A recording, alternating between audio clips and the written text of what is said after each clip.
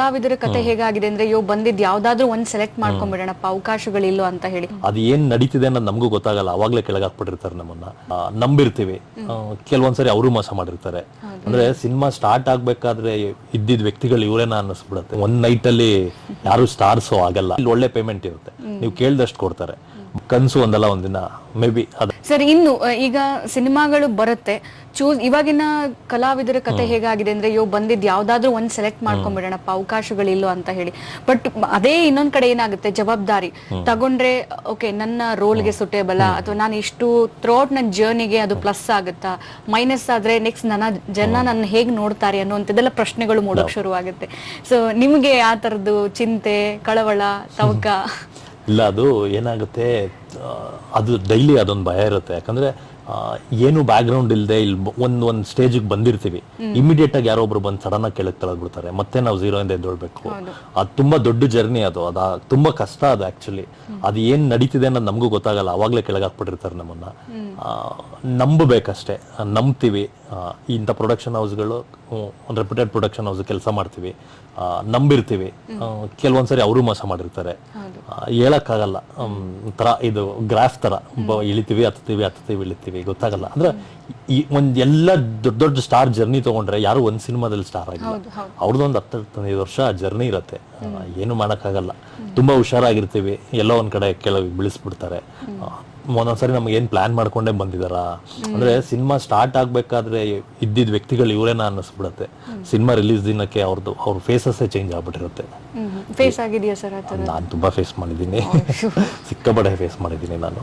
But ಏನು ಮಾಡಕ್ಕಾಗಲ್ಲ, ನಾವು ಝೀರೋ ಇಂದ ಬಂದವ್ರಲ್ವಾ, ಮತ್ತೆ ಅಲ್ಲಿಂದನೇ ಸ್ಟಾರ್ಟ್ ಮಾಡ್ತೀವಿ.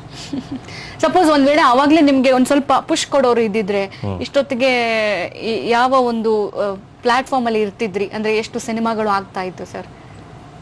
ಮುಂದೆ ಆಗ್ತಿತ್ತು. ಇಲ್ವಲ್ಲ, ಅದ್ರ ಬಗ್ಗೆ ಏನಕ್ಕೆ ಯೋಚನೆ ಮಾಡಿ ಬೇಡ. ಸರ್, ಇವಾಗ ಸಿನಿಮಾ ಇಂಡಸ್ಟ್ರಿಗೆ ಬರೋರು ಮೇ ಬಿ ನಾನು ಒಂದು ಆಕ್ಟರ್ ಇಂದಾನೇ ನಾನು ನನ್ನ ಸಂಭಾವನೆ, ನನ್ನ ಪ್ರತಿಯೊಂದು ನಾನು ನೀಡ್ನ ನಾನು ಫುಲ್ಫಿಲ್ ಮಾಡ್ತೀನಿ ಅಂತ ಬಂದ್ರೆ ಬಹುಶಃ ಅದು ಸಾಧ್ಯನೇ ಇಲ್ಲ. ಆಕ್ಟರ್ ಅನ್ನೋದ್ರ ಜೊತೆಗೆ ಒಂದು ಸೈಡ್ ಬಿಸ್ನೆಸ್ ಅಥವಾ ಸೈಡ್ ಒಂದ್ ಏನಾದ್ರು ಇರ್ಲೇಬೇಕು. ಇಲ್ಲ ಅಂದ್ರೆ ಈಗ ಕಲೆ ಇವತ್ತು ಸಿಗುತ್ತೆ, ಇವತ್ತು ಅವಕಾಶ ಸಿಗುತ್ತೆ, ಮುಂದಿನ ಸಿನಿಮಾದಲ್ಲಿ ಸಿಗಲ್ಲ. ಸೊ ಎಷ್ಟೋ ಜನ ಆ ತರದವ್ರು ಬಂದಿದ್ದಾರೆ ಸರ್. ಇದ್ರಲ್ಲಿ ನಾನು ಅರ್ನ್ ಮಾಡ್ತೀನಿ, ಇದ್ರಲ್ಲಿ ನನ್ನ ಜೀವನ ಕಟ್ಕೊಂತೀನಿ, ನನ್ನ ಕನ್ಸುಗಳನ್ನೆಲ್ಲ ನಾನು ಅನ್ಸ್ ಮಾಡ್ತೀನಿ. ಬಟ್ ಎಷ್ಟೋ ಜನ ಅದು ಫುಲ್ಫಿಲ್ ಆಗದೆ ಅರ್ಧಕ್ಕೆ ಡಿಪ್ರೆಷನ್ ಮತ್ತೊಂದು ಈ ತರ ಹೋಗ್ತಾರೆ. ಸೊ ನ್ಯೂ ಕಮರ್ಸ್ಗೆ ಏನ್ ಸಲಹೆ ಕೊಡ್ತೀರಿ ಸರ್? ಅಂದ್ರೆ ಇಲ್ಲಿ ಬಂದಿದ ತಕ್ಷಣ ಮ್ಯಾಜಿಕ್ ಯಾವ್ದು ಆಗಲ್ಲ. ಒಂದ್ ನೈಟ್ ಅಲ್ಲಿ ಯಾರು ಸ್ಟಾರ್ಸ್ ಆಗಲ್ಲ. ತುಂಬಾ ಒಂದು ಕೆಟ್ಟ ಜರ್ನಿ ಇರತ್ತೆ ನಮ್ಮ ಹಿಂದೆ.